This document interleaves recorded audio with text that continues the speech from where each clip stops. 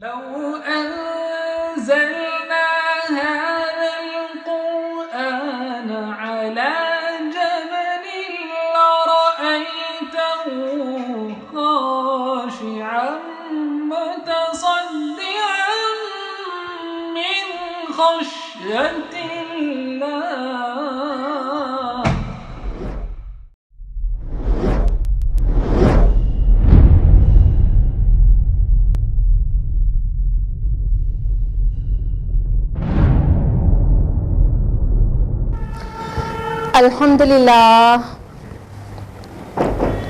الحمدللہ رب العالمین والصلاة والسلام علی رسولہ الکریم وعلی آلہ واصحابہ اجمعین اما بعد واعوذ باللہ من الشیطان الرجیم بسم اللہ الرحمن الرحیم وَلَقَدْ يَسَّرْنَا الْقُرْآنَ لِلذِّكْرِ فَهَلْ مِن مُدَّكِرٍ. بسم اللہ الرحمن الرحیم. رب اشرح لی صدری ویسر لی امری واحلل عقدۃ من لسانی یفقہوا قولی. میرے عزیز سامعات، آپ سبھی کا درس قرآن مجید میں تہہ دل سے خیر مقدم ہے. السلام علیکم ورحمۃ اللہ وبرکاتہ. اللہ رب العالمین کی ذات بابرکات سے امید ہے کہ آپ سبھی بخیر و عافیت ہوں گی. اللہ تعالیٰ کرے کہ آپ بخیر ہوں، عافیت میں ہوں، خوشحال ہوں. اللہ تعالیٰ کرے کہ آپ دنیا اور آخرت دونوں میں کامیاب ہوں، اور اللہ کرے ہم اور آپ اللہ تعالیٰ کے تحفے والا گھر جنت میں ساتھ رہیں. آمین. ہم لوگ بڑھتے ہیں درس قرآن مجید کی طرف. جیسا کہ آپ میں سے سبھی کو معلوم ہوگا کہ درس قرآن مجید میں سورۃ الکہف چل رہی تھی. سورہ کہف کے آیت نمبر 70 تک ہم لوگوں نے لاسٹ ویک مکمل کیا تھا درس قرآن میں. تو آج ہم لوگ باقاعدہ آیت نمبر 71 سے لے کے آگے کی طرف تفصیلات جانیں گے. لیکن اس سے پہلے لاسٹ ویک کا ریویژن.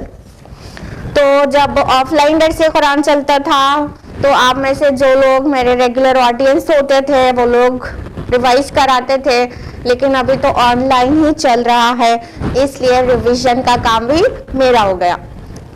تو آج ہم آپ کو ہر ہفتے کی طرح اس ہفتے بھی ریوائز کرائیں گے. لاسٹ ویک میں جو ہم لوگوں نے جانا تھا تفصیل سے مختصر ریوائز کرائیں گے.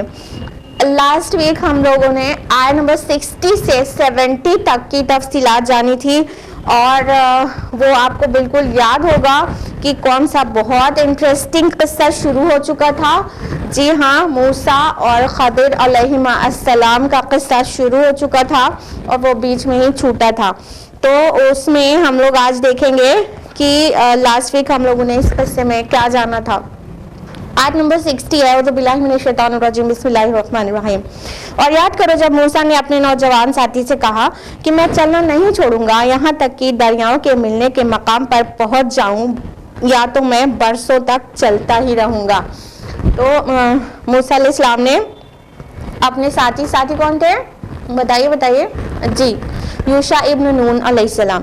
تو موسیٰ علیہ السلام اپنے نوجوان ساتھی یا اسٹوڈنٹ کہہ سکتے ہیں، اپنے شاگرد یوشع ابن نون کو نکلے تھے اس بہت خاص سفر کے لیے، جس کے لیے ان کو بتایا گیا تھا کہ مجمع البحرین میں وہ اللہ تعالیٰ کا وہ خاص بندہ ملے گا. تو اتنا ایکسائٹیڈ تھے اس سفر کو کرنے کے لیے. تو کہنے لگے کہ میں مجمع البحرین یعنی دو دریاؤں کا سنگم کے مقام پر پہنچنے کے لیے بس چلتا ہی رہوں گا، چاہے مجھے سالہ سال چلنا پڑے. آیت نمبر 61 ہے. پھر جب وہ دونوں پہنچ گئے دو دریاؤں کے ملنے کے مقام پر تو وہ اپنی مچھلی بھول گئے، اور اس مچھلی نے اپنا راستہ بنا لیا تھا دریا میں سرنگ کی طرح. تو مجمع البحرین پر وہ لوگ پہنچ چکے تھے، لیکن موسیٰ علیہ السلام کو تھوڑی نیند آ گئی تھی غالباً. تو وہ مچھلی جو ان کے توشے دان میں تھی، ان کے لنچ باکس میں تھی، بھونی ہوئی مچھلی تھی.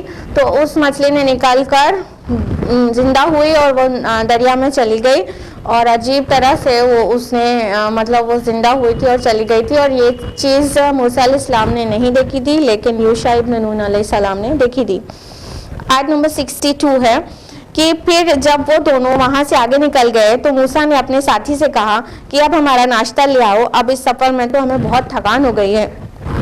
تو وہ مچھلی یعنی وہ ان کا کھانے کے لیے تھی، وہ ناشتہ تھا، ان کا بریکفاسٹ تھا، تو وہ ناشتہ، وہ توشہ جو تھا ان کے ساتھ، وہ مچھلی، وہ جب موسیٰ علیہ السلام نے کھانے کے لیے مانگا تو تب یوشع ابن نون علیہ السلام کو یاد آیا کہ ارے میں تو اس مچھلی کا ذکر ہی کرنا بھول گیا، اور موسیٰ علیہ السلام مانگ رہے کھانے کے لیے کہ لاؤ اب ہم لوگ کھائیں، کیونکہ اب بہت زیادہ بھوک لگی ہے، کیونکہ بہت ٹائرنگ جرنی تھی، بہت تھکا دینے والا سفر تھا۔ آیت نمبر 63 میں ہے کہ اس نے کہا، یعنی یوشع علیہ السلام نے کہا کہ دیکھیے جب ہم ٹھہرے تھے چٹان کے پاس تو میں بھول گیا تھا مچھلی کو، اور نہیں مجھے بھلائے رکھا مگر شیطان نے، اور میں اس کا ذکر کروں آپ سے، اور اس نے تو بنا لیا تھا اپنا راستہ دریا میں عجیب طرح سے۔ تو یوشع ابن نون علیہ السلام نے بہت ہی بھولے پن سے کہا کہ ارے وہ تو میں آپ کو بتانا ہی بھول گیا کہ وہ تو مچھلی زندہ ہو کر چلی گئی تھی، دریا میں اپنا راستہ بنا لیا تھا اور مجھے شیطان نے بھلائے رکھا۔ آیت نمبر 64 ہے کہ موسیٰ علیہ السلام نے کہا یہی تو تھا جس کی ہمیں تلاش تھی۔ پھر وہ دونوں واپس لوٹے اپنے نقوش پاک کو دیکھتے ہوئے، تو موسیٰ علیہ السلام نے واضح کیا کہ ارے وہ جو پوائنٹ مجھے بتایا گیا تھا، اللہ تعالیٰ نے وحی کے ذریعے انہیں آگاہ کر دیا ہوگا کہ وہ جو پوائنٹ ہے جہاں پر وہ اللہ تعالیٰ کے خاص بندے ان سے ملیں گے، وہ کیا ہے کہ جب یہ مچھلی زندہ ہو جائے گی اور پانی میں چلی جائے گی، یہ بھونی ہوئی مچھلی، تو سمجھ لیجیے اسی کے آس پاس آپ کو وہ بندہ مل جائے گا۔ تو موسیٰ علیہ السلام نے تو دیکھا نہیں تھا، اور یوشع ابن نون بتانا بھول گئے تھے، تو یہ لوگ آگے بڑھ گئے تھے۔ جب آگے بڑھنے کے بعد پتہ چلا کہ وہ مچھلی تو زندہ ہو کے جا چکی پانی میں، تو پھر وہ لوگ پلٹے، اپنے جو قدم کے نشانات تھے اس کے اوپر دیکھتے ہوئے پلٹے۔ آج نمبر 67 ہے، تو پایا انہوں نے وہاں ہمارے بندوں میں سے ایک بندے کو جسے ہم نے رحمت عطا کی تھی اپنی طرف سے، اور اسے سکھایا تھا اپنے پاس سے ایک خاص علم۔ تو جب وہاں پر پہنچے، جو بالکل میٹنگ پوائنٹ تھا اللہ تعالیٰ کی طرف سے بتایا گیا تھا، تو اللہ تعالیٰ نے اس بندے کا انٹروڈکشن دیا کہ ہمارے بندوں میں سے ایک بندہ، عبدم من عبادنا، ہمارے بندوں میں سے ایک بندہ، اور ہم نے آپ کو تفصیلات بتائی تھی لاسٹ ویک کہ وہ خضر علیہ السلام تھے۔ قال لہ موسیٰ، اور موسیٰ نے ان سے کہا کیا میں آپ کے ساتھ رہ سکتا ہوں اس شرط پر کہ آپ مجھے سکھائیں اس میں سے جو بھلائی آپ کو سکھائی گئی ہے۔ تو موسیٰ علیہ السلام نے ان سے ریکویسٹ کیا خضر علیہ السلام سے کہ آپ مجھے اپنے ساتھ رکھ لیں گے، آپ مجھے تاکہ میں آپ سے وہ سیکھ سکوں جو اللہ تعالیٰ نے آپ کو سکھایا ہے علم۔ آیت نمبر 67 ہے، اس نے کہا میرے ساتھ رہ کر آپ ہرگز صبر نہیں کر سکیں گے۔ آیت نمبر 68 ہے، اور آپ کیسے صبر کریں گے اس چیز پر جس کی آپ کو پوری خبر نہیں۔ تو خضر علیہ السلام نے کیا بولا کہ آپ میرے ساتھ رہیں گے تو سب تو کر نہیں پائیں گے، آپ ایسی چیزیں ہونے والی تھی، ان کو پتہ تھا کہ کچھ ایسی چیزیں ہوں گی جو موسیٰ علیہ السلام مطلب اس پہ ٹوکے بغیر پوچھے بغیر رک نہیں پائیں گے، تو اور وہ ریزن بھی دیا صاف صاف کہ ایسی چیز دیکھ کے آپ کیسے رک سکتے، کیسے صبر کر سکتے ہیں جو آپ کو سمجھ میں نہیں آئے گی، جو آپ کو خبر نہیں ہے اس کی تفصیلات۔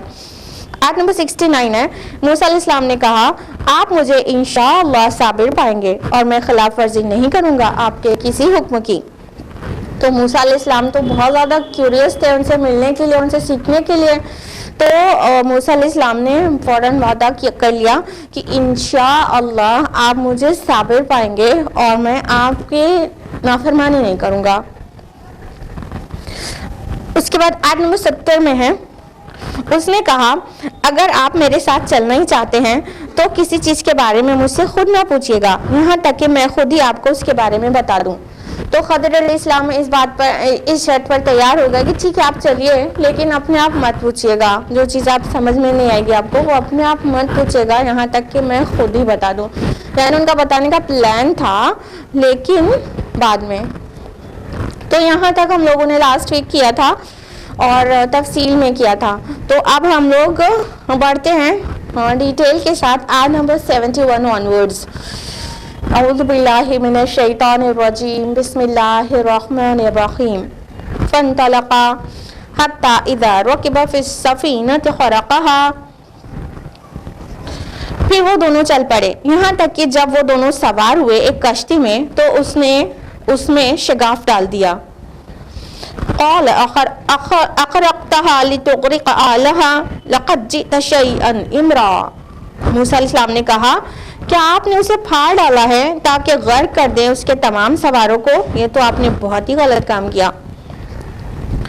تو جیسا پلان سیٹ ہو گیا تھا کہ دونوں ساتھ اب جا سکتے ہیں، تو آپ کو ہم نے لاسٹ ویک بتایا تھا کہ یہاں سے یوشع ابن نون کو اور موسیٰ علیہ السلام چھوڑ دیں گے اور ان کے ساتھ اکیلے جائیں گے خضر علیہ السلام کے ساتھ. تو دونوں لوگ چلے، مطلب سفر کے لیے وہ تیار ہو گئے کہ ٹھیک ہے ساتھ میں آ سکتے ہیں. خضر علیہ السلام ان کو لے کے چلنے کے لیے تیار ہو گئے اور دونوں لوگ ساتھ میں چلے. پھر اب وہ سمندر کے کنارے تو چل ہی رہتے، بحری سفر تھا ان کا، تو کنارے تو چل ہی رہتے. اب ایسی جگہ پہ جانا تھا جس پہ کشتی میں سوار ہو کے پار کرنا تھا وہ اس بحر کو. تو پھر وہ کشتی میں سوار ہو گئے اور کشتی میں سوار ہوئے، جس کشتی میں سوار ہوئے تو اس سے اترنے کے بعد کیا کیا، اس میں ایک شگاف ڈال دیا، اس کشتی کو پھاڑ دیا خضر علیہ السلام نے. تو موسیٰ علیہ السلام ایسے جس کا واقعتاً ریزن نہیں پتا، اس پہ کوئی بھی سلیم الفطرت انسان بھی کیسے خاموش رہتا؟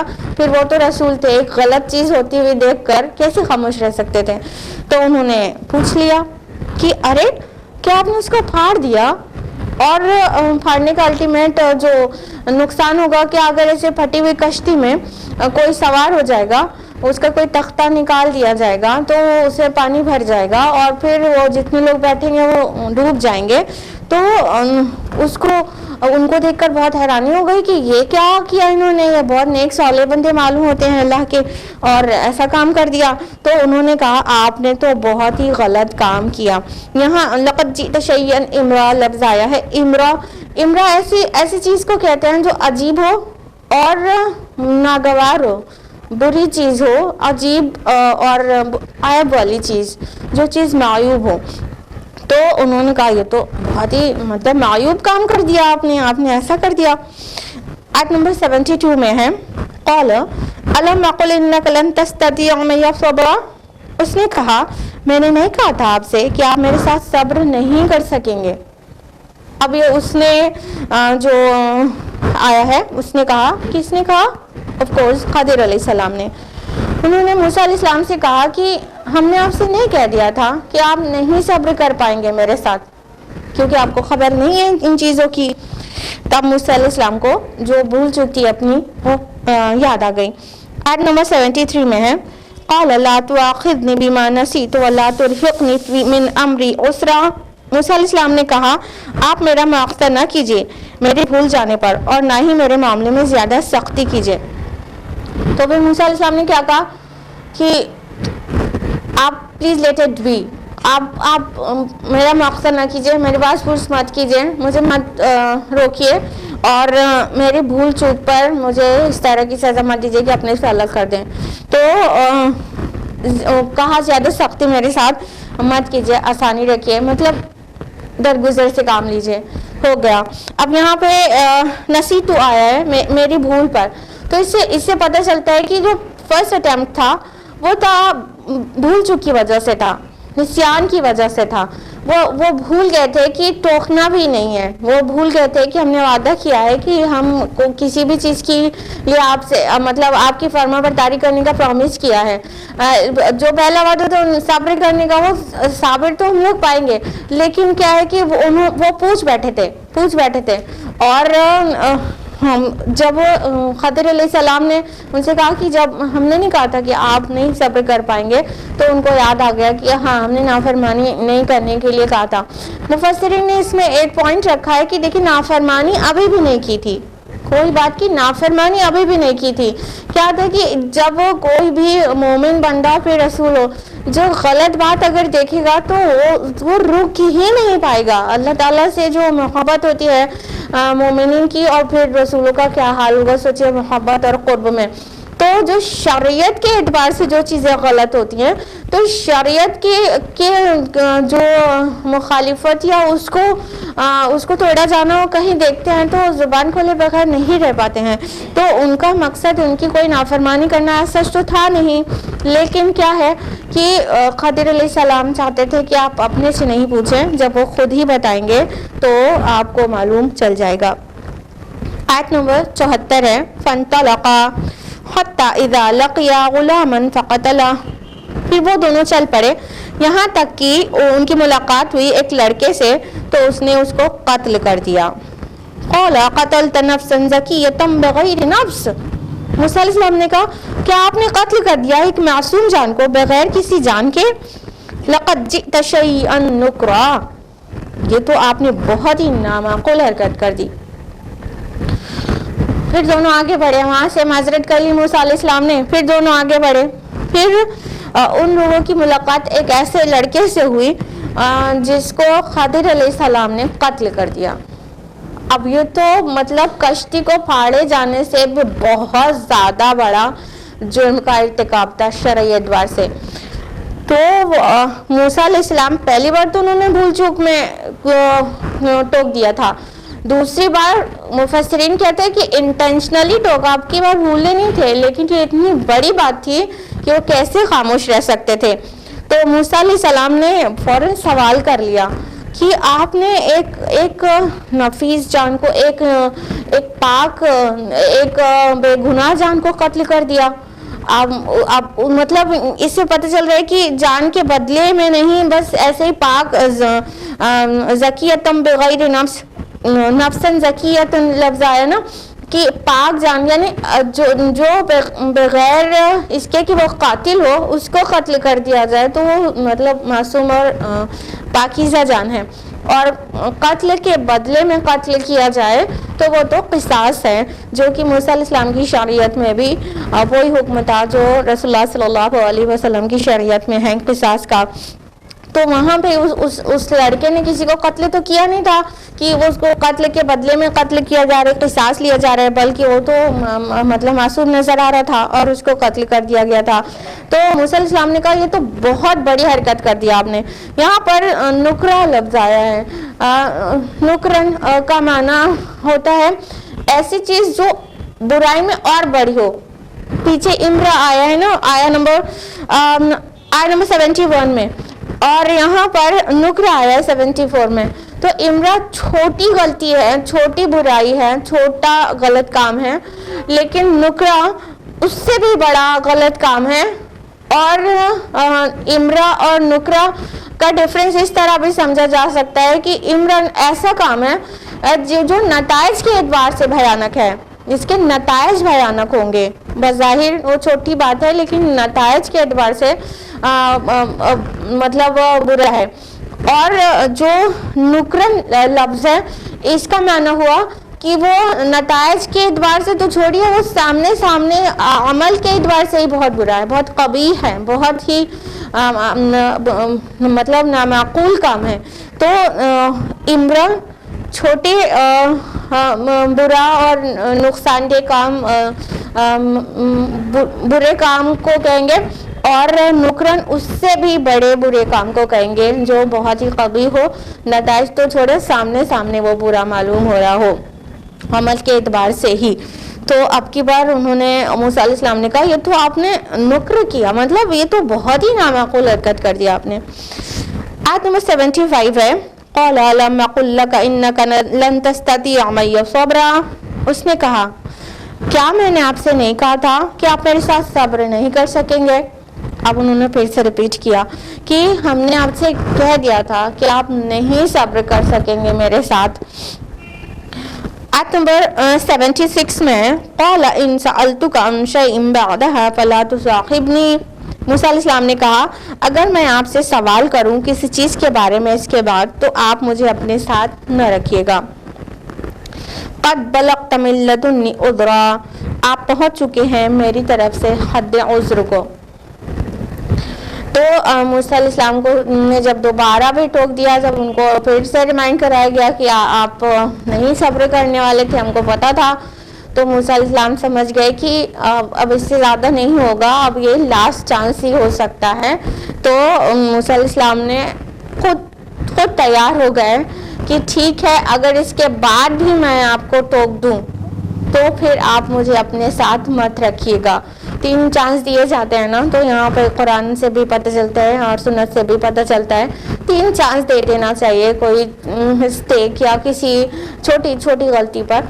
تو یہاں پر موسیٰ علیہ السلام نے کہا اب تو اگر آپ بھی اس کے بعد میں پھر سے آپ کو ٹوک دوں تو آپ میری طرف سے حد عذر کو پہنچ گئے. اب میرے پاس کوئی بھی آرگیومنٹ کا کوئی پوائنٹ نہیں بچے گا. بس آپ ایک موقع اور مجھے دیجئے کہ میں آپ کے ساتھ تھوڑی دیر اور رہ سکوں. فانطلقا حتى اذا اتيا اهل قرية استطعما اهلها. پھر وہ دونوں چل پڑے یہاں تک کہ جب پہنچے ایک بستی کے لوگوں کے پاس تو انہوں نے کھانا مانگا بستی والوں سے. فابوا ان يضيفوهما. تو انہوں نے انکار کر دیا ان دونوں کی مہمان نوازی سے. فوجد فيها جدارا يريد ان ينقض فاقامه. تو ان دونوں نے وہاں ایک دیوار دیکھی جو گرا چاہتی تھی تو اس نے اسے سیدھا کر دیا. کس نے؟ خضر علیہ السلام نے. قال لو شئت لاتخذت عليه اجرا. موسیٰ علیہ السلام نے کہا اگر آپ چاہتے تو اس پر کچھ اجرت لے لیتے. اب وہ لوگ سفر میں آگے بڑھے اور دونوں کے پاس نہ ہی کھانے پینے کی کچھ تھی اور ممکن ہے کوئی کسی قسم کی کرنسی بھی نہیں رہی ہوگی اور بہت زیادہ بھوکے تھے. تو ایک بستی سے ان لوگوں کا گزر ہوا تو اب بستی والوں سے انہوں نے ایکسپیکٹ کیا کہ یہ لوگ کچھ ہم لوگوں کو کھلائے پلائیں، مہمان نوازی کریں، مسافر کے حق بنتا ہے. تو اس بستی والوں نے انکار کر دیا. اب دیکھیں اس کا جو پس منظر ہے اس کو سمجھیں. آج ہم لوگوں کے پاس 50 ذرائع ہیں ادر دین دس کی کوئی ہم لوگوں کی مہمان نوازی کرے. کہنے کا مطلب یہ نہیں کہ اب مہمان نوازی کرنے کا کی جو سنت ہے، جو اس کے فوائد ہیں، جو ثواب ہے وہ کم ہو جائے گا. نہیں، ابھی بھی وہ امپورٹنٹ ہے، لیکن ابھی ہم لوگ کے پاس سبسٹیٹیوٹ بہت سارے ہیں کہ انسان جاتا ہے اس کے پاس پیسہ نہیں ہوتا، پلاسٹک منی ہوتی ہے، پلاسٹک منی سے وہ ہوٹلز اور ریسٹورینٹس ہوتے ہیں، ہوٹلز میں اسٹے کر سکتا ہے، ریسٹورینٹ میں کھا سکتا ہے. کوئی اتنا بڑا مسئلہ نہیں ہے. ہم لوگ اتنے ہائی ٹیک ایرا میں جی رہے ہیں کہ ہر چیز بالکل فیسلٹیز ہمارے فنگر ٹپس پر ہے.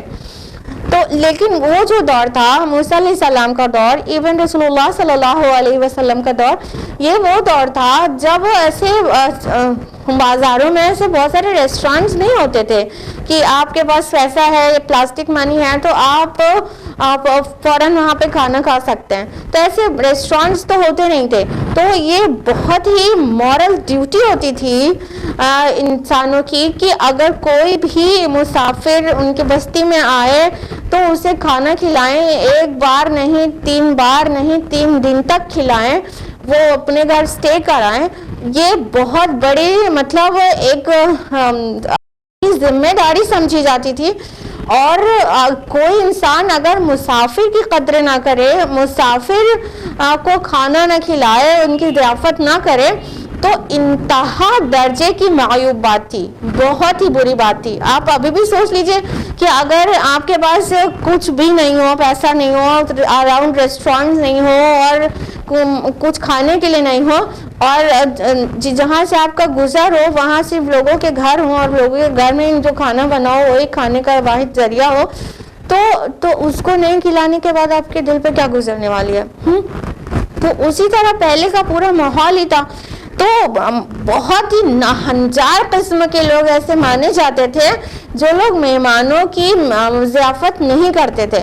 تو یہ جو بستی سے ان کا گزر ہوا تھا وہ واقعتاً اس قدر ناہنجار تھی، اس قدر قابل ملامت تھی کہ ان لوگوں نے 2 مسافر جا رہے ہیں، بھوکے ہیں، پیاسے ہیں، ان کے پاس کچھ بھی نہیں ہے کھانے پینے کے لیے، لیکن ان لوگوں کی ضیافت نہیں کی، ان لوگ کو کھانا نہیں کھلایا، 1 گلاس پانی نہیں پوچھا. تو اس کے بعد بھی اس بستی میں ایک دیوار تھی جو گرنے والی تھی. تو خضر علیہ السلام نے اس کو سیدھا کر دیا اور اس کو برابر کر دیا اور مضبوط کر دیا. تو موسیٰ علیہ السلام نے اب کی بار ان کو صرف یہ کہا کہ ایسی ناہنجار قوم ہے، یہ ایسی ناہنجار بستی والے ہیں، ان لوگوں نے ہم لوگوں کو کھانا نہیں کھلایا، تو اگر آپ نے یہ کر دیا تھا تو اس کی اجرت لے لیتے، ہم لوگ کا پیٹ ہی بھر جاتا، ہاں اس کے بدلے میں کچھ کھانے کا لے لیتے تو کم سے کم ہم لوگ کھانا ہی کھا لیتے اس کے بدلے میں۔ اب کی بار انہوں نے یہ کہا، لیکن کیا تھا کہ آیت نمبر 78 میں ہے قال هذا فراق بینی و بینک سأنبئک بتأویل ما لم تستطع معی صبرا۔ اس نے کہا، اس نے کون؟ خضر علیہ السلام نے، کہ بس اب یہ جدائی کا وقت ہے میرے اور آپ کے درمیان، اب میں آپ کو بتائے دیتا ہوں اصل حقیقت ان چیزوں کی جن پر آپ صبر نہ کر سکے۔ تو اب خضر علیہ السلام نے کہا کہ بس اب ہو گیا، یہ تھرڈ ٹائم تھا، 2 بار ٹوک چکے تھے، تیسری بار کے لیے موسیٰ علیہ السلام خود ان سے کہہ چکے تھے کہ اگر اب میں ٹوکوں گا تو حد عذر کو پہنچ جاؤں گا، تو اس لیے اب کی بار میں ٹوکوں گا تو آپ کہہ دیجیے گا، آپ مجھے اپنے سے الگ کر دیجیے گا۔ تو پھر تیسری بار بھی ٹوک دیا، کیونکہ اس قدر بھوک لگی تھی اور اس قدر پریشان تھے، لیکن وہی ایک ذریعہ نظر آیا تھا کہ ٹھیک ہے آپ نے دیوار سیدھی کر دی، لیکن اس کے بدلے میں کچھ اجرت لے لیتے تو ہم لوگ کے کھانے پینے کا انتظام ہو جاتا، بہت بھوکے تھے۔ تو خضر علیہ السلام نے کہا کہ بس یہ تیسری بار بھی ہو گیا، اب میں آپ کو ان سبھی باتوں کی تعویل بتائے دیتا ہوں، ان سبھی باتوں کی اصل حقیقت بتائے دیتا ہوں جن پر آپ صبر نہیں کر سکے۔ اب ایک ایک کر کے حضرت خضر موسیٰ علیہ السلام کو ایکسپلین کرتے ہیں کہ جو چیزیں آپ نے دیکھی اس کی اصل حقیقت کیا تھی، وہ سامنے سے کیسے تھے اور ریالٹی کیا تھی۔ آیت نمبر 79 ہے اما السفینۃ فکانت لمساکین یعملون فی البحر، جہاں تک اس کشتی کا معاملہ ہے تو وہ غریب لوگوں کی ملکیت تھی جو محنت کرتے تھے دریا میں۔ فأردت أن أعيبها وكان براءهم ملك يأخذ كل سفينة غصبا، تو میں نے چاہا کہ اسے عیبدار کر دوں، اور اس کے آگے ایک بادشاہ تھا جو پکڑ رہا تھا ہر کشتی کو زبردستی۔ اب وہ خضر علیہ السلام نے سب سے پہلے اسی سیکوینس میں آیا ہے، اسی کرونالوجی میں جواب آیا ہے جہاں سے مطلب سوال شروع ہوا تھا۔ سب سے پہلے جو لوگ ملے تھے وہ کشتی والوں سے ملے تھے کہ جس پر سفر کیا انہوں نے، پھر اس کو جا کے پھاڑ دیا تھا۔ تو خضر علیہ السلام نے بتایا موسیٰ علیہ السلام کو کہ وہ جو کشتی تھی نا وہ بہت ہی غریب لوگوں کی تھی، اور یہاں پہ لمساکین آیا، 2 مسکینوں کی تھی، یعنی وہ بہت زیادہ پور تھے۔ مسکین اور غریب کی جو ڈیفینیشن آتی ہے وہ فقہاء کے نزدیک دونوں ہی پور ہوتے ہیں، دونوں ہی جن کے پاس مال بہت زیادہ نہ ہو۔ دونوں ڈفرینس یہ بتایا جاتا ہے کہ غریب اس انسان کو کہتے ہیں جس کے پاس بیسک نیڈس کا بھی کچھ نہ ہو، بالکل ہی کچھ نہ ہو، اور مسکین اس شخص کو کہتے ہیں جس کے پاس کچھ مال تو ہو لیکن ضروریات کے لیے کافی نہ ہو، تو مسکین اس کو کہتے ہیں۔ آپ نے سورۃ توبہ کے آیت نمبر 60 میں بھی دیکھا ہے کہ زکوٰۃ کے جو مستحقین ہیں وہاں یہ دونوں الفاظ آئے ہیں، انما الصدقات للفقراء والمساکین، اور پھر 6 اور جو مستحقین ہیں ان کا، تو زکوٰۃ کس کے لیے؟ فقراء اور مساکین کے لیے۔ تو جو فقیر ہیں تو فقیر کون ہے؟ جن کے پاس کچھ بھی نہ ہو۔ مسکین کون ہے؟ مسکین کے پاس کچھ تو ہو لیکن اس کی ضروریات کے لیے نا کافی ہو۔ تو یہاں پر مسکین لفظ آیا ہے، اور ہم لوگ دیکھ رہے ہیں کہ ان کے پاس کشتی تھی لیکن اور ضروریات زندگی جو ہوتی ہے وہ سب سفیشینٹ ان کے پاس نہیں تھی۔ اور جو فقہاء کے درمیان فقیر اور مسکین میں جو ڈفرینس ہے اس میں تھوڑا سا اختلاف بھی ہے کہ کچھ کہتے ہیں فقراء وہ ہیں جن کے پاس کچھ مال ہو لیکن وہ کافی نہ ہو، اور مسکین وہ ہیں جن کے پاس مال بالکل نہ ہو۔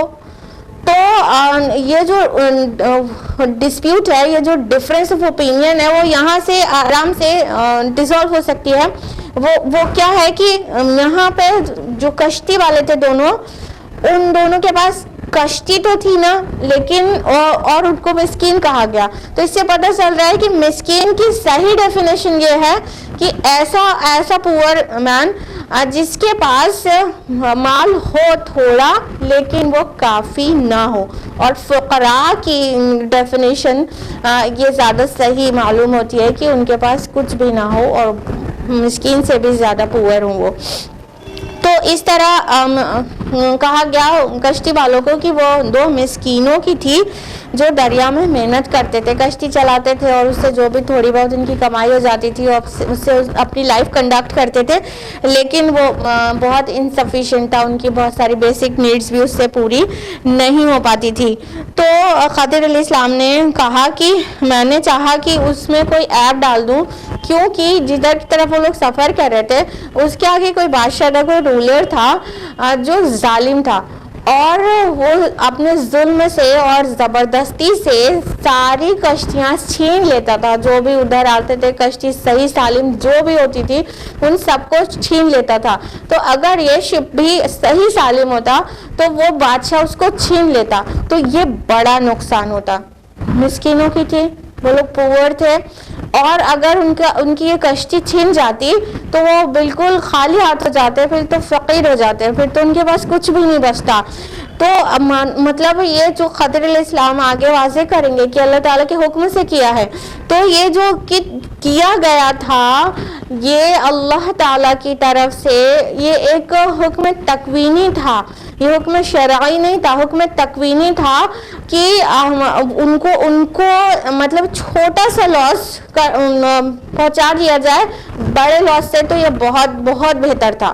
اب دیکھیے کہ انسان کے ساتھ کچھ بھی ایسا ہو جاتا ہے ایکسیڈنٹل تو کتنی تیز غصہ آ جاتا ہے اور ہائپر ہو جاتا ہے. اسی کیس میں بھی اللہ جانے وہاں پر کیا ہوا ہوگا کہ جب ان لوگوں نے کشتی کو، جب خضر علیہ السلام نے کشتی کو پھاڑ دیا ہوگا تو ان دونوں کو کتنا برا لگا ہوگا، کتنا ناراض ہوئے ہوں گے، کتنا غصہ آیا ہوگا. وہ سب قرآن نے اس کو موضوع نہیں بنایا ہے، کیونکہ ظاہر ہے جو تعلیم نکل کے آ رہی ہے وہ اس پر فوکسڈ ہے قرآن مجید.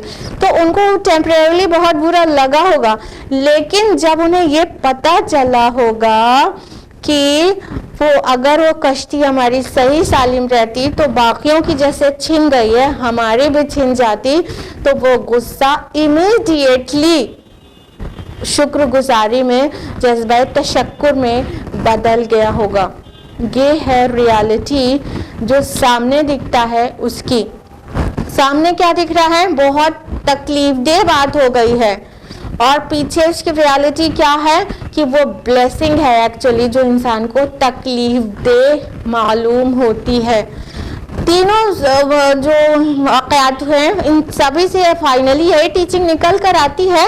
لیکن ابھی آپ اتنے پہ فوکسڈ رہیے کہ جیسے کسی کا ایکسیڈنٹ ہو گیا، جیسے کوئی بیمار ہو گیا، جیسے کسی کی کوئی چیز چھن گئی، کسی کی کوئی چیز چوری چلی گئی، کچھ اس طرح کا جو نقصان ہوتا ہے، بہت بار مالی نقصان یا پھر صحت کا نقصان، وہ انسان کو مطلب اچھا نہیں لگتا.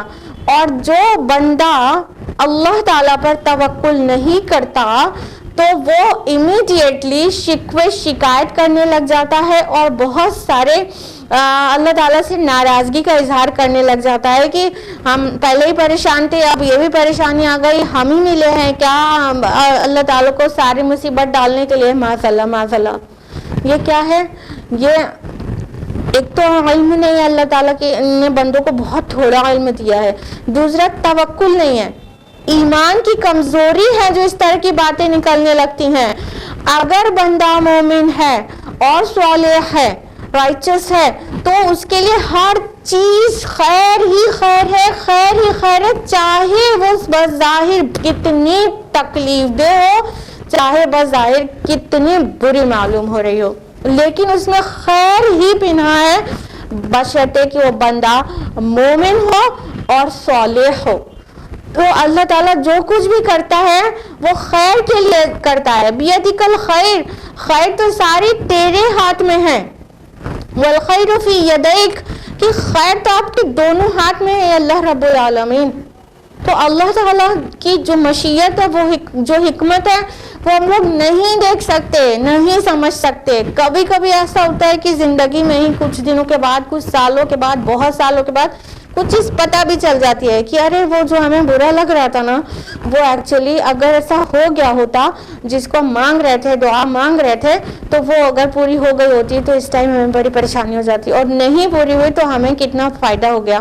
تو یا جو اس پرابلم میں آ گئے تھے وہ ہمارے لیے خیر بن گئی. کہ کبھی ایسا ہوتا ہے کہ دنیا میں بھی پتہ چل جاتا ہے، لیکن تب بھی ضروری نہیں ہے کہ دنیا میں پتہ چل ہی جائے.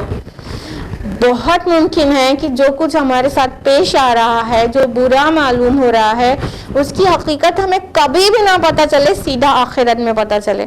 لیکن یہ اللہ پر توکل کی ڈیمانڈ ہے کہ we should trust اللہ، اور اللہ تعالیٰ کی طرف سے جو بھی مقدر ہو، قدر پر اتنا پختہ ایمان رہے کہ انسان اپنے ساتھ اچھا ہو رہا ہے یا برا، اس میں خیر ہی سمجھ کر اللہ کا ہر حال میں شکر ادا کرے. ہمارے پیارے نبی صلی اللہ علیہ وسلم جب مشکل کی بھی خبر سنتے تھے تو الحمدللہ علی کل حال، یہی تو کہتے تھے نا، ہر حال میں اللہ تعالیٰ کا شکر ہے. کیونکہ جو بظاہر مشکل معلوم ہو رہی ہے، جو تکلیف دہ چیز معلوم ہو رہی ہے، وہ بہت ممکن ہے، اور یقین رہنا چاہیے بلکہ مومن کو کہ اس میں بھی اللہ تعالیٰ کی طرف سے کوئی خیر ہی پنہا ہوگی جس کو میں نہیں دیکھ پا رہی ہوں، میں نہیں دیکھ پا رہا ہوں، اور میرے اتنی ویژن نہیں ہے، اتنا علم نہیں ہے کہ اس کی حقیقت کو پاؤں. لیکن اتنا تو ضرور ہے نا کہ میرے اللہ کے دونوں ہاتھ میں صرف خیر ہی خیر ہے، خیر ہی خیر ہے. تو اس نے جو بھی کچھ مقدر کیا اس پہ راضی ہو جائے. تو راضی برضا الہی ہونا مومن کی صفت ہوتی ہے. مومن ہر حال میں اللہ تعالیٰ سے راضی رہتا ہے. تو اس سے جو ابھی ہم لوگوں نے سنا کہ یہ جو کشتی کا پھاڑا جانا تھا، اس سے کیا ٹیچنگ ملتی ہے کہ وہ پھاڑا جانا، وہ کشتی میں آیت پیدا کر دینا ان لوگ کے لیے بلیسنگ بن گیا. جس وقت کیا گیا ہوگا اس وقت کتنا برا لگا ہوگا، مسکینوں کی تھی، ان کو محنت پڑی ہوگی، مشقت آئی ہوگی، تھوڑا بہت خرچ بھی ہوا ہوگا اس کو ریپیئر کرنے میں، لیکن وہ چھوٹا لاس تھا. وہ بڑے لاس سے کہ پوری کشتی ہی چھن جاتی اور ان کے لیے کمائی کا ذریعہ ہی ختم ہو جاتا. تو یہ تھی اس بات کی حقیقت جو اللہ تعالیٰ کو سکھانا مقصود تھی، نہ صرف موسیٰ علیہ السلام کو بلکہ اب تو ہم سب کو بھی. آیت نمبر 80 ہے، وَأَمَّا الْغُلَامُ فَكَانَ أَبَوَاهُ مُؤْمِنِينَ فَخَشِينَ أَن يُرْهِقَهُمَا طُغْيَانًا وَكُفْرًا. رہا وہ لڑکا تو اس کے والدین دونوں مومن تھے، تو ہمیں خدشہ ہوا کہ وہ سرکشی اور ناشکری سے ان پر تعدی کرے گا. فَأَرَدْنَا أَن يُبْدِلَهُمَا رَبُّهُمَا خَيْرًا مِّنْهُ زَكَاةً وَأَقْرَبَ رُحْمًا. بس ہم نے چاہا کہ ان دونوں کے بدلے میں دے ان کا رب اس سے بہتر اولاد، پاکیزگی میں اور قریب تر شفقت میں. تو خضر علیہ السلام نے جو دوسرا انسیڈنٹ تھا وہ کیا تھا، ایک لڑکے کو قتل کر دیا تھا. اس کی حقیقت بتائی کہ وہ جو لڑکے کو قتل کیا گیا تھا نا، تو وہ لڑکا کے جو والدین تھے وہ دونوں مومن تھے، مدر فادر دونوں، اور اللہ تعالیٰ کی طرف سے تکوینی حکم کے ذریعے اور اللہ تعالیٰ کی طرف سے علم لدنی کے ذریعے خضر علیہ السلام کو بتا دیا گیا تھا کہ اس کے جو جینز ہیں، اس کے اندر جو چیزیں پوٹینشیل ہے وہ رانگ کی طرف ہے. جب یہ بڑا ہوگا تو بہت نافرمان نکلے گا اور بہت ہی زیادہ وائلنٹ ہوگا اور بہت بڑا کافر نکلے گا، اور اپنی کفر اور نافرمانی اور اپنی برائی سے اپنے والدین کو ستا کر رکھ دے گا، انہیں پریشان کر دے گا. اور یہاں پر طغیانہ لفظ آیا ہے اور کفر بھی آیا ہے، تو یہ اپنی سرکشی اور کفر سے والدین کو ستائے گا، یہ بھی مطلب ہو سکتا ہے. اور یہ بھی ہو سکتا ہے کہ وہ ایسی چیزیں کرتا جس کی وجہ سے والدین جو ہیں وہ کفر میں پڑ جاتے، اور کفر بمعنی ناشکری کے بھی اور کفر بمعنی انکار کے بھی. تو اللہ تعالیٰ کے انکار بھی کفر ہے اور ناشکری کو بھی کفران نعمت کہتے ہیں نا، تو وہ بھی کفر ہے.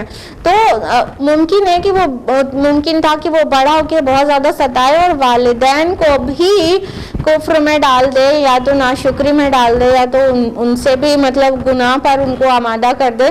تو ایسے ڈینجرس حالات آ جانے والے تھے فیوچر میں. تو اللہ تعالیٰ نے چاہا کہ اس لڑکے کو یہیں ختم کر دیا جائے تاکہ ان دونوں کا ایمان سلامت رہے اور وہ ان کو خون کے آنسو نہ رونا پڑے جب وہ بڑا ہو کے ان کو ستاتا اور ان کے ایمان کو ڈینجر میں اللہ تعالیٰ نہیں ڈالنا چاہتا تھا.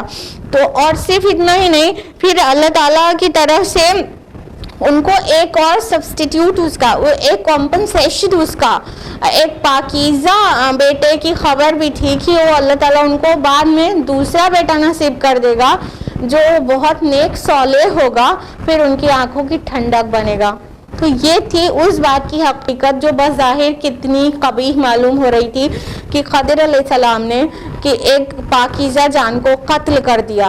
تو اس کا قتل کیا جانا والدین کے نیکی کی وجہ سے تھا اور ان کے لیے فروٹفل تھا، نہ صرف آخرت کے اعتبار سے بلکہ دنیاوی اعتبار سے بھی.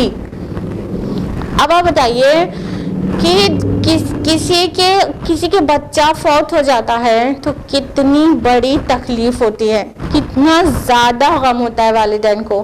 یہ دیکھا گیا ہے کہ کسی کا کوئی بھی ریلیٹیو ہو، والدین ہو، کوئی بھی ہو، اس کا وہ فوت ہوتا ہے، اس کی ڈیتھ ہو جاتی ہے تو انسان کمپیریٹیولی آسانی سے برداشت کر لیتا ہے، آسانی سے صبر آ جاتا ہے کمپیریٹیولی. لیکن اگر کسی کی اولاد فوت ہو جاتی ہے تو کیا ہوتا ہے، اللہ تعالیٰ نے ایسی محبت ڈالی ہے والدین کے دل میں کہ ماں باپ کو سب سے زیادہ تکلیف اپنے اولاد کے فوت ہو جانے سے ہوتی ہے. لیکن آپ غور کریے کہ یہ جو ٹیمپرری تکلیف ہے وہ بہت بڑے لاس، بہت بڑے نقصان سے بچانے والی ہے. تو جو انسان اپنی اولاد کے فوت ہونے پر بھی اللہ تعالیٰ کا شاکر رہتا ہے تو اس انسان کا بدلہ جنت کے علاوہ کچھ بھی نہیں ہے. اللہ کے نبی صلی اللہ علیہ وسلم کی بہت ساری احادیث ہیں، جن میں سے مسند احمد کی 2 احادیث آپ کے سامنے رکھنا چاہتے ہیں کہ اللہ کے نبی صلی اللہ علیہ وسلم نے فرمایا کہ اگر کسی کے 3 نابالغ بچے فوت ہو جائیں تو وہ جنت کے 8 دروازوں میں سے ان کو پکاریں گے اور جنت میں لے جانے کے لیے لے جائیں گے. تو کسی نے پوچھا کہ اور 2 پر؟ تو اللہ کے رسول نے فرمایا 2 پر بھی اجر ہے. پھر کسی نے پوچھا 1 کے فوت ہونے پر؟ تو رسول اللہ صلی اللہ علیہ وسلم نے فرمایا 1 پر بھی. اور پھر آگے فرمایا کہ اگر کسی عورت کا بچہ پیٹ میں ہی فوت ہو جائے اور اس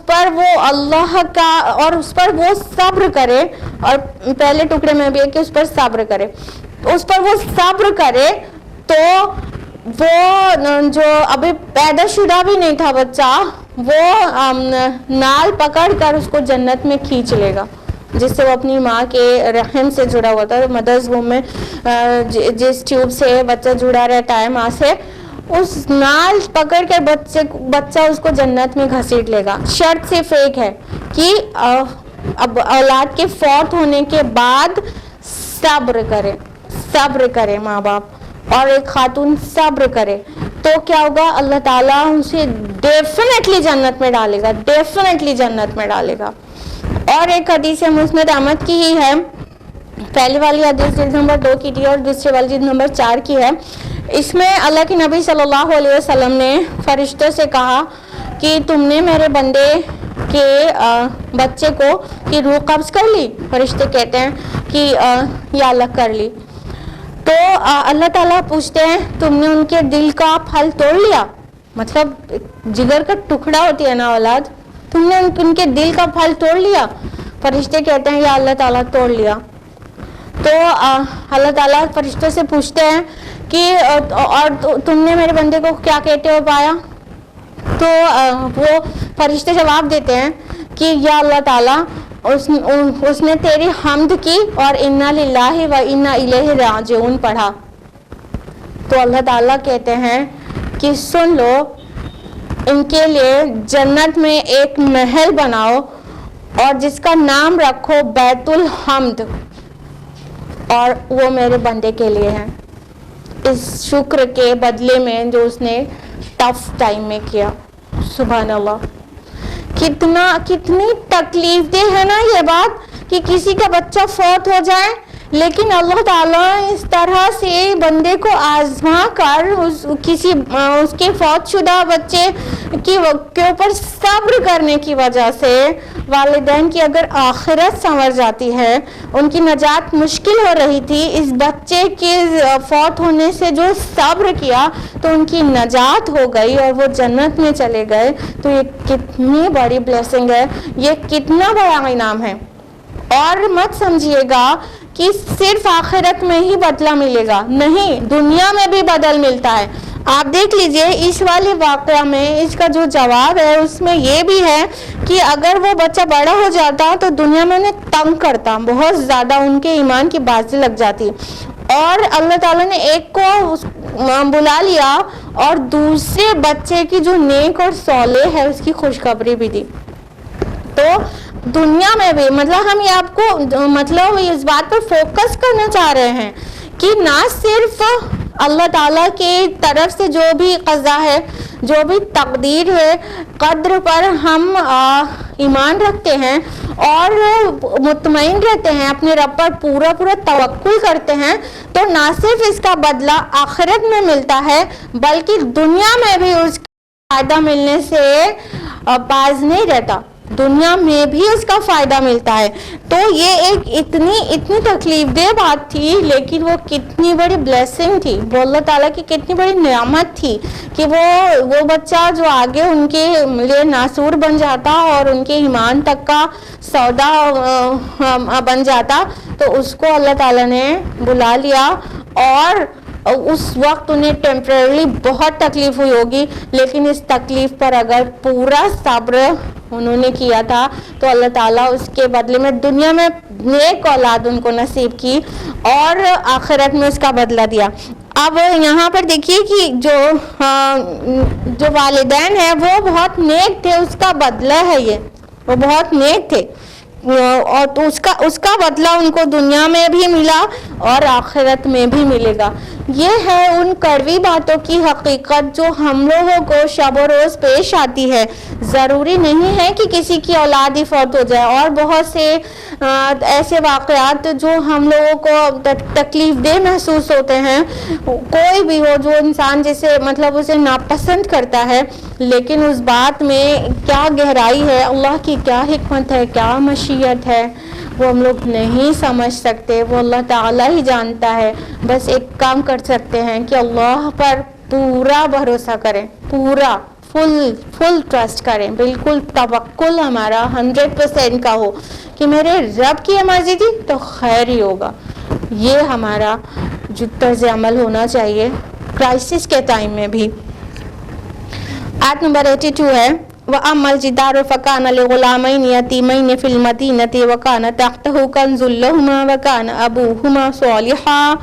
اور رہی وہ دیوار تو وہ شہر کے 2 یتیم لڑکوں کی تھی اور اس کے نیچے خزانہ تھا ان دونوں کے لیے، اور ان کا باپ نیک آدمی تھا. فَأَرَادَ رَبُّكَ أَن يَبْلُغَا أَشُدَّهُمَا وَيَسْتَخْرِجَا كَنْزَهُمَا. لہٰذا آپ کے رب نے چاہا کہ وہ دونوں اپنی جوانی کو پہنچ جائیں اور نکال لیں اپنا خزانہ. رحمتًا من ربک وما فعلتہ عن امری. یہ سب امور آپ کے رب کی رحمت سے طے ہوئے تھے اور میں نے اپنی رائے سے انہیں سر انجام نہیں دیا. ذالک تعبیل ما لم تستطع علیہ صبرا. یہ ہے اصل حقیقت ان باتوں کی جن پر آپ صبر نہ کر سکے. یہ تیسری بات کی تعبیل تھی کہ وہ جو دیوار سیدھی کر دی تھی خضر علیہ السلام نے، تو موسیٰ علیہ السلام نے سوال کیا تھا نا کہ اس پر اجرت ہی لے لیتے، تو اس کا جواب دیا گیا کہ وہ جو دیوار تھی وہ 2 یتیم لڑکوں کی تھی اور اس کا جو والد تھا وہ بہت نیک آدمی تھا. اب یہاں پہ ابوہما آیا ہے، ان دونوں کا والد، ممکن ہے کہ ان کی والدہ ایوریج ہو یا وہ والد کے لیول کی نیک نہ ہو، خالی والد کا ہی ذکر آیا ہے، تو ان کا والد نیک آدمی تھا، تو اللہ تعالیٰ نے چاہا کہ اگر یہ لوگ جو دیوار کے نیچے خزانہ چھپایا ہوا تھا ان کے والد نے وہ ان کو مل جائے۔ ہوتا یہ تھا پہلے کے ٹائم میں کہ کسی کے پاس کچھ زیادہ مال ہوتا تھا، بینک تو ہوتے نہیں تھے اور مختلف طرح سے سیو کرنے کے لیے پلاسٹک منی تو ہوتی نہیں تھی، تو کیا کرنا تھا، کیا کرتے تھے لوگ کہ جو بھی ان کے پاس خزانہ ہوتا تھا، جو بھی ٹریجرز ہوتے تھے، جو گولڈ سلور واٹ ایور، تو ان سب کو زمین کے اندر دفنا دیا کرتے تھے، اور سیو کرنے کے لیے بھی، اپنی لائف کے لیے بھی اور اپنی آنے والی جنریشن کے لیے بھی۔ تو جو یتیم لڑکے تھے ان کے فادر نے دیکھا ہوگا کہ ان کی صحت صحیح نہیں رہی ہوگی، اور انہوں نے چاہا ہوگا کہ اگر میں فوت ہو گیا تو میرے بچوں کو یہ مل نہیں پائے گا، کیونکہ ابھی اتنے چھوٹے ہیں، اس کی حفاظت نہیں کر سکتے ہیں، اور بڑے ہوتے ہوتے ان کے یہ سب جو ایسے لوگ تھے جنہوں نے ضیافت نہیں کی موسیٰ علیہ السلام اور خضر علیہ السلام کی، جو ایسے ناہنجار لوگ تھے ان کے سراؤنڈنگ میں، تو ان کو پورا ڈر رہا ہوگا کہ کوئی امین نہیں ہوگا اور یہ سب لٹ جائے گا، میرے بچوں کو نہیں ملے گا، تو انہوں نے اس کو گاڑ دیا ہوگا کہ یہ جب بڑے ہوں گے تو اپنے سے نکال لیں گے، اور ابھی اگر ان کے ہاتھ آیا نہ یہ اس کی ویلیو جانیں گے اور باہر کے لوگ انہیں اسے نقصان پہنچا دیں گے۔ تو اس طرح سے اللہ تعالیٰ کی منشا اور حکمت یہ تھی کہ اگر یہ دیوار گر جاتی ہے تو وہاں کھدائی وغیرہ میں وہ خزانہ سامنے آ جائے گا اور لوگوں کو مل جائے گا، دوسرے لوگوں کو مل جائے گا، دوسرے لوگ حق مار لیں گے ان بچوں کا، تو یہ دیوار نہ گرے ابھی۔ اور تو خضر علیہ السلام کو حکم ہوا کہ اس کو سیدھی کر دیں تاکہ وہ نہ گرے اور اس کا چھپا ہوا خزانہ ظاہر نہ ہو، تو خضر علیہ السلام نے اس کو سیدھی کر دیا، اور تاکہ یہ بچے جب بڑے ہوں، جوان ہو جائیں، تو پھر یہ اپنا مال خود سے نکالیں، جس وقت ان کے لیے مفید رہے گا کہ وہ اگر 25-30 کی عمر میں ملتا ہے تو اس کو صحیح خرچ کرنا جان چکے رہیں گے۔ تو یہ انہوں نے پھر واضح کیا کہ یہ میں نے اپنے سے نہیں کیا ہے، بلکہ یہ سب اللہ تعالیٰ کے حکم سے کیا گیا ہے، میری اپنی مرضی نہیں تھی۔ تو اس سے ہمیں کیا پتہ چلا کہ جو چیز نظر آ رہی ہے اس کے پیچھے اللہ تعالیٰ کی کتنی بڑی خیر پنہاں ہوتی ہے۔ ہاں، خضر علیہ السلام نے اس کی اجرت نہیں لی، ان سے مہمان نوازی ایکسپیکٹ نہیں کی، لیکن وہ ان بچوں کے لیے کتنی بڑی خیر پنہاں تھی، اس میں اتنا بڑا کام تھا جو وہ کیا گیا تھا۔ اب دیکھیے، ایک بات کو نوٹس کیے بغیر مت رہیے گا کہ خضر علیہ السلام جب کشتی میں شگاف کر دیتے ہیں تو کہتے ہیں کہ فَأَرَدْتُ أَنْ أَعِيبَهَا، میں نے چاہا کہ میں اس کو عیب دار کر دوں، ٹھیک ہے، جبکہ اللہ تعالیٰ کے حکم سے تھا نا، ہاں ٹھیک۔ اب جب کشتی میں شگاف کرنے کا ایک نیگیٹو فیل کرنے کے لیے کو خضر علیہ السلام نے ایک نیگیٹو فیل جو بظاہر عجیب معلوم ہو رہا ہے اس کو کرنے کے لیے کہا، تو اس کو اپنی طرف منسوب کیا کہ فَأَرَدْتُ أَنْ أَعِيبَهَا، میں نے ارادہ کیا، میں نے چاہا، I intended کہ اس کو عیب دار کر دوں۔ پھر اس کے بعد جب ایک بچے کو قتل کیا تو اس کے جواب میں جو دوسرا بچہ ان کو دیا جائے گا، تو انہوں نے کہا کہ فَأَرَدْنَا أَنْ يُبْدِلَهُمَا رَبُّهُمَا خَيْرًا مِّنْهُ زَكَاةً وَأَقْرَبُ رُحْمًا، کہ پس ہم نے چاہا کہ ان دونوں کے بدلے میں ان کا رب ان کو اس سے بہتر دے۔ اب دیکھیں، ایک پازیٹیو چیز ہے، کچھ دینے کی بات ہے، کچھ آتا ہے تو اپنی طرف منسوب نہیں کر رہے ہیں، آپ کس کی طرف منسوب کریں؟ اللہ تعالیٰ کی طرف، کہ اللہ تعالیٰ نے چاہا کہ ان کو اس سے بہتر بیٹا عطا کرے۔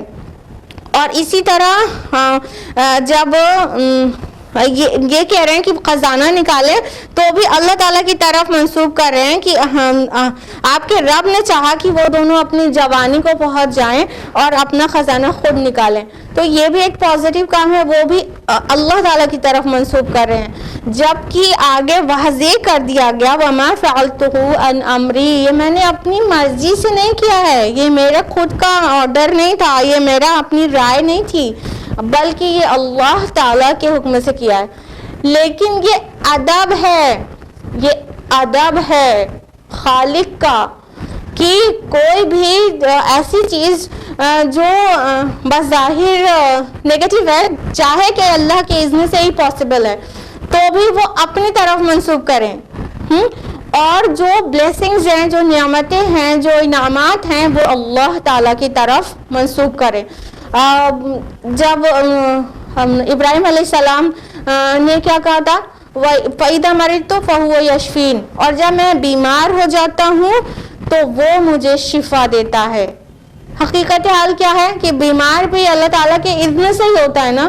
تو ابراہیم علیہ السلام نے یہ نہیں کہا کہ جب اللہ مجھے بیمار ڈال دیتا ہے تو پھر وہی مجھے شفا دیتا ہے. نہیں, جب میں بیمار ہو جاتا ہوں تو وہ مجھے شفا دیتا ہے. یہاں پہ خضر علیہ السلام کا بھی ادب دیکھیے, جب کشتی کو پھاڑ رہے ہیں تو کہہ رہے ہیں میں نے چاہا کہ اس کو عیب دار کر دوں, لیکن جب اللہ کی بلیسنگ بیان کر رہے ہیں تو نہیں کہہ رہے میں نے چاہا کہ ان کو ان سے بہتر ملے, نہیں, کہہ رہے ہیں یہ اللہ تمہارے رب نے چاہا کہ اس سے بہتر عطا کرے. جبکہ نیگیٹو پازیٹیو اچھا برا ہر چیز اللہ تعالیٰ کے اذن سے ہی ہوتی ہے. اللہ کے سینکشن کیے بغیر کوئی پتا بھی نہیں ہل سکتا, کچھ بھی نہیں ہو سکتا. لیکن یہ خالق کا ادب ہے کہ ہر برائی اپنی طرف منسوب کرے اور ہر اچھائی اس کی طرف. اور حقیقت بھی یہی ہے کہ ہم لوگ کو کے لائف میں جو بھی کرائسس آتی ہے, جو پرابلمز آتی ہیں, وہ بہت ممکن ہے کہ ہمارے اپنے اعمال کا نتیجہ ہو. اور جو بھی نعمتیں ملتی ہیں, رحمتوں کی بارش ہوتی ہے, بلیسنگز ہوتی ہیں اور مرسی ہوتی ہے, وہ سب اللہ تعالیٰ کی طرف سے ہوتی ہے. کیونکہ والخیر فی یدیک, خیر تو کل کا کل اس کے ہاتھ میں ہے. اور ان تینوں ہی جو واقعات ہوئے, ان سب سے آن دا ہول ٹیچنگ کیا ملتی ہے. ہم نے آپ کو پرومس کیا تھا لاسٹ ویک کہ ہم آپ کو بتائیں گے, جو اس کی جو ٹیچنگ ہے وہ آپ کو سب سے لاسٹ میں بتائیں گے جب یہ قصہ مکمل ہو چکے گا. تو یہاں پہ یہ قصہ مکمل ہو رہا ہے اور ٹیچنگ کیا ملتی ہے ہم کو. قرآن حکیم نے اس کی بھرپور وضاحت کی ہے سورہ بقرہ سورہ نمبر 2 آیت نمبر 216 میں کہ وَعَسَىٰ أَن تَكْرَهُوا شَيْئًا وَهُوَ خَيْرٌ لَكُمْ, اور ممکن ہے تمہیں کوئی چیز بری لگے اور وہی اچھی ہو, وہی بھلی ہو تمہارے لیے. وَعَسَىٰ أَن تُحِبُّوا شَيْئًا وَهُوَ شَرٌّ لَكُمْ, اور ممکن ہے تمہیں ایک چیز اچھی لگے اور وہی ہو بری تمہارے لیے. وَاللَّهُ يَعْلَمُ وَأَنْتُمْ لَا تَعْلَمُونَ, اور اللہ جانتا ہے اور تم نہیں جانتے. یہ ہے اس جو سٹوری ہے اس کی teaching. Moral of the story ہے, اور بہت چھوٹا لفظ ہوگا یہ کہنا مورل آف دا سٹوری. اللہ تعالیٰ جو واقعات بیان کرتے ہیں, جو قصص بیان کرتے ہیں, اس کو مطلب ایسے کسی ہندی انگلش اردو کی بک کے لیے جو معروف ہے مورل آف دا سٹوری یہ ہے کہنا بہت بہت کم ہوگا, بہت مطلب انسفیشینٹ ہوگا. اللہ تعالیٰ سے جو تربیت کرنا چاہتا ہے, جو اللہ تعالیٰ اسے ٹیچنگ دینا چاہتا ہے, وہ بہت بڑی ہے, بہت گہری ہے. اور اس کو صرف مورل آف دا سٹوری کہہ کے بہت چھوٹی سی بات نہیں سمجھ لیں. یہ پوری زندگی کی حقیقت پر اور ہمارے شب و روز میں جو بھی چیز ہو رہی ہے ان سب کی حقیقت بیان کر کے رکھ دیا ان 3 چیزوں نے, کہ جو چیز سامنے سے دکھ رہی ہے وہ کتنی بھی بری معلوم ہو, لیکن ایک مومن کا توکل اللہ پر اس لیول کا ہونا چاہیے کہ اس میں کوئی نہ کوئی خیر ہی پنہا ہے جو مجھے نہیں سمجھ میں آ رہی ہے. اور ہم لوگوں نے دیکھ لیا, یعنی کچھ چیزوں کی حقیقت کو کھول کر ہمارے سامنے بیان کر دیا گیا تاکہ باقی چیز اپنے آپ ہم سمجھ جائیں. فراست والے ایسے ہی ہوتے ہیں کہ کسی سائن کو دیکھ کر, کسی سمبل کو ہی دیکھ کر, کسی آیت کو دیکھ کر وہ اس کی اصل حقیقت کو پہچان جاتے ہیں. تو فراست والے متوسمین بننے کی دعا کرنا چاہیے, اللہ سے دعا کرنا چاہیے کہ اللہ تعالیٰ دین کا فہم نصیب کرے. اللہ تعالیٰ جس کے ساتھ خیر کا معاملہ کرنا چاہتا ہے نا, اس کو دین کا فہم عطا کرتا ہے. اللہ کے رسول صلی اللہ علیہ وسلم کی حدیث ہے, صحیح بخاری جلد نمبر 1 کتاب الایمان حدیث نمبر 71, من یرد اللہ بہ خیرا یفقہہ فی الدین. اللہ تعالیٰ کا ارادہ کسی جس کے ساتھ خیر کا ہوتا ہے اس کو دین کی سمجھ عنایت کر دیتا ہے. تو یہ دین کی سمجھ ہے کہ مطلب معاملہ فہمی آ جائے, جو چیزیں پردے کے پیچھے ہیں وہ اپنے آپ سمجھ میں آ جائے. یہ سمجھ ہے, اس کو کیا کہتے ہیں, علم و فہم اور حکمت سب کا مجموعہ یہ ہے, یہ فہم سمجھ میں آنا. تو اللہ تعالیٰ سے دعا ہے کہ اللہ تعالیٰ ہم لوگوں کو چیزوں کی حقیقت کو سمجھنے والا بنا دے اور اپنی رضا میں راضی کر دے اللہ رب العالمین. ہماری لائف میں بہت ساری کمی بیشی ہوتی ہی رہتی ہے, کچھ پرابلمز آتی ہی رہتی ہیں, ان سب کو اچھائی کی طرف منسوب کرنا کہ یہ سب میرے رب کی طرف سے ہے, اس لیے ظاہر ہے اس میں کوئی خیر ہوگا. چاہے کوئی فوت ہو گیا ہو, چاہے سر ٹوٹ گیا ہو, چاہے ٹانگ ٹوٹ گئی ہو, چاہے بینائی چلی گئی ہو, چاہے کچھ بھی ہو. کہنے کا مطلب یہ نہیں کہ علاج نہ کیا جائے, جو بھی پرابلمز آئے اس کا بالکل بیماری ہو, ہاتھ پیر ٹوٹ جائے, بالکل علاج کرنا چاہیے, لیکن شکوہ نہیں کرنا چاہیے اللہ تعالیٰ سے کہ یہ ہمارے ساتھ کیا ہو گیا, ہم ہی ملے تھے کیا, وغیرہ وغیرہ ماشاءاللہ. تو یہ نہیں کرنا چاہیے, بلکہ کیا کرنا چاہیے کہ جو بھی چیز ہے سامنے بہت تکلیف دہ معلوم ہو رہی ہے, لیکن میرا اللہ بہت رحیم ہے, میرے اللہ کے ہاتھ میں خیر ہی خیر ہے, اور اس کی حقیقت مجھے نہیں پتا, اس لیے اس میں کچھ خیر ہی ہوگا, یہ مان کر راضی برضا الہی رہنا چاہیے. تو یہ تھی اس اسٹوری کی ٹیچنگ, اس کی تعلیم, بلکہ کہنا چاہیے تربیت. تو آپ لوگ ہم سے پلیز پرومس کریے کہ آپ کی لائف میں جو بھی اچھا برا جو بھی ہوتا رہے گا وہ سب میں آپ خیر ہی تلاش لیں گی اور سوچیں گی کہ میرے اللہ نے یہ دن دکھایا ہے تو اس کا کوئی بھی کچھ نہ کچھ مقصد ہوگا. اور دھیان دیجیے گا کہ جو لاسٹ کی 2 اسٹوریز ہیں اس میں والدین کی نیکی کی وجہ سے بچوں کو بینیفٹ مل رہا ہے. تو اگر آپ چاہتی ہیں کہ آپ کے بچے نیک بنے, جیسا کہ بہت لوگ کہتے رہتے ہیں کہ دعا کر دیجئے میرے بچے نماز نہیں پڑھتے, میرے بچے نافرمان ہو گئے, دعا کر دیجئے. تو اگر آپ چاہتی ہیں آپ کے بچے نیک صالح بنے, then you should start by yourself. آپ کو اپنے سے شروع کرنا چاہیے.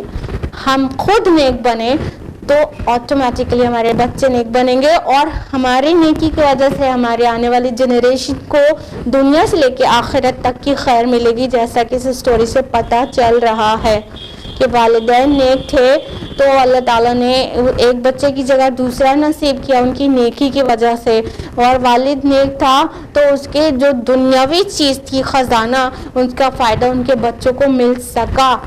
تو اولاد کی نیکی سے والدین کو بھی فائدہ ملتا ہے, اور والدین کی نیکی سے اولاد کو بھی فائدہ ملتا ہے. پھر کہہ رہے ہیں نہ صرف آخرت کا بلکہ دنیا کا بھی. لہٰذا راضی بارضائے رب رہیں, اور اپنے سے شروع کریں, اپنے سے, آپ اپنے لیول سے شروع کریں. آپ کو, ہم کو نیک بننا ہے, پھر ہم آگے والوں سے امید کریں. آج کے لیے اتنا ہی. اللہ رب العالمین سے دعا ہے کہ اللہ تعالیٰ ہم سب کو قرآن مجید پڑھنے, سمجھنے, عمل کرنے, غور و فکر کرنے, غوطہ زنی کرنے اور اس کا صحیح فہم حاصل کرنے کی توفیق عطا فرمائے. اللہ تعالیٰ کرے کہ ہم قرآن پر غور و فکر کریں اور اس سے ہماری زندگیاں بدل جائیں, اور ہماری لائف میں ایک ریولیوشن, ایک پازیٹیو ریولیوشن آ جائے جو ہم کو الٹیمیٹلی اللہ کی رضا تک پہنچا دے. آمین. وآخر دعوانا الحمدللہ رب العالمین. والسلام علیکم ورحمۃ اللہ وبرکاتہ.